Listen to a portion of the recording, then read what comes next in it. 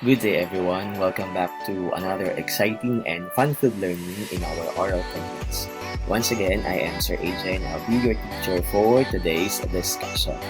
Now, before proceeding to the next topic, let's have a short recap or review about the discussion on the communication breakdown.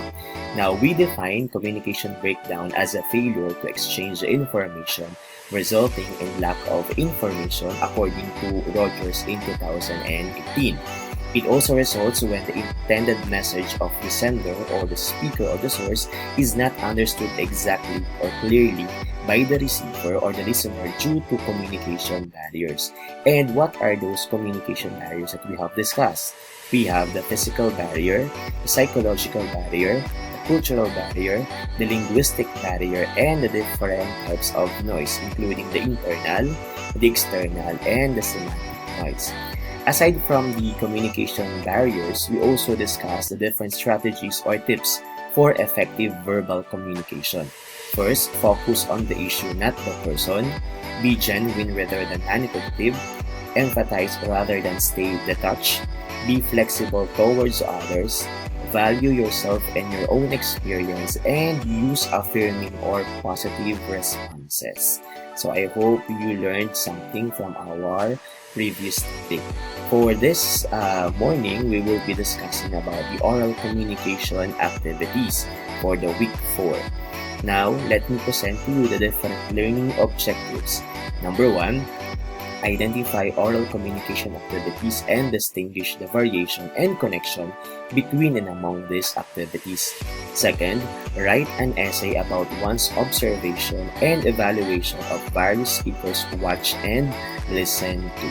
For the timeline, our subject, oral communication and context for the first quarter and first semester, were done with the week 1 topic entitled Nature and Process of Communication. We're also finished discussing the models of communication for week 2, week 3, communication breakdown, and for this week, we'll be tackling about the oral communication activities. So I want you to think on this. Communication skills are vital for a student's academic success and future career prospects. So being a good communicator will help you in your personal, academic, and professional life. So it is really a must for us to know how to communicate well with one another. Okay. Now, there are two types of communication, the formal type and the informal type. Let's talk about first the formal type of communication. Now, in this type of communication, the information is transmitted with the use of predefined channels or routes. It is very common in educational settings, okay? Just like what we are doing right now, in workplace and in some business meetings. Examples of this type are as follows: the classroom lectures or discussions, speeches, and some business meeting presentations. So these are the formal type of communication. On the other hand, when we talk about informal type of communication, it is sharing of information with your friends or with your peers which has no foundation like the formal communication. Some examples of this type of communication are casual phone or dinner table conversations. Okay? So these are the informal type of communication. Now, let's proceed to the 6 types of communication activities. The first one is the one-on-one speaking or student-to-student or student-teacher speaking. This is where the students are asked to discuss or explain some questions or problems with the person next to them to formal student conferences with their instructor.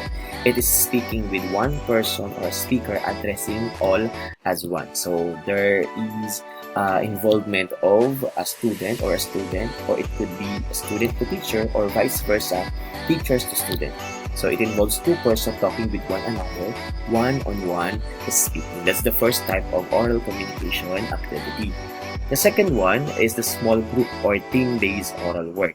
In this type, it is a smaller scale setting of discussion, deliberation, and problem solving. Large lectures and smaller classes allow levels of participation not possible in larger groups. So in this type of communication activity, a small group is now involved, okay?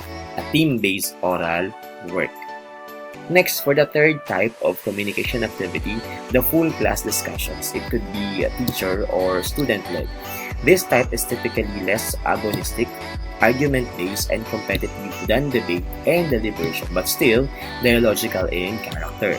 These often have the quality of creating an atmosphere of collective, out loud thinking about some questions or ideas, problems, text, event, or artifact.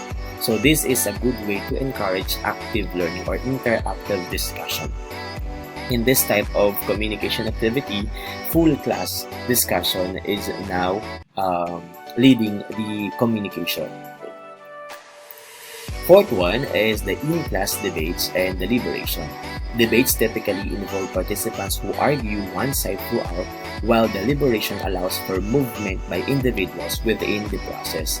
So this type can be applied to issues so many kinds, from disputed scientific facts to theories, from policy questions to the meaning of a text or the quality of an artistic production. So structured consideration of some issue from two or more points of view. So in this type of activity, we are looking or we are getting the points of view or the opinions of others, okay? Especially during classroom discussions. So that's in-class debates and deliberations.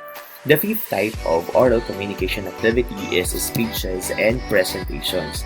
Classically, this type of oral communication activity is the stand-up podium speech delivered by an individual from an outline or a script. It also includes group presentations or impromptu speaking. It has a strong element of monologue, but dialogue can be built with question and answer or discussion with the audience afterwards. So, itong mga speeches and presentations are also an example of oral communication activity. And the last type is, of course, oral examinations. So, it ranges from one oral question to written exam or to an oral defense or a written answer or paper to an entirely oral quiz or examination. This is difficult with very large groups but an excellent way to determine the depth and range of student knowledge and to stimulate high levels of preparation. So that is an oral examination. So those are the 6 types of oral communication activities. Let's try this simple activity. All we have to do is to determine whether they are formal type of communication or informal type of communication. Number 1, commencement speeches. What do you think? Okay, that is a formal type of communication. It's good. Number 2, chatting with your friends. Okay, that is an informal type of communication. Number 3, staff meetings. Alright, what do you think? That is a formal type of communication. 4, talking to someone in a grocery store. Okay, you get it right. That is an informal type of communication. Number 5, a conversation with a loved one. Again, that is an informal type of communication. 6, class discussion. Very good. That is a formal type of communication. Number 7, college interview. Okay, again, that is a formal. Number 8, video conference. Okay, that is again a formal type of communication. It's good. And now let's summarize the different oral communication activities. Number 1, okay, we have the one-on-one speaking. Okay. Next, we have number 2, we have the small base or theme-based activity. Number 3, we have the full class discussion. Okay. Number 4, we have speeches and presentations. Okay. Number 5, we have in debates or deliberations. And number 6, we have oral examinations. Okay. Now, some reminders. Study the topic carefully before answering the activities. Address your queries and clarifications through our group chats and refrain from sending personal messages. And of course, be a responsible student. So, do you have any questions? Okay. So, if you don't have any questions, I think that's all for today. So, thank you very much and God bless us all.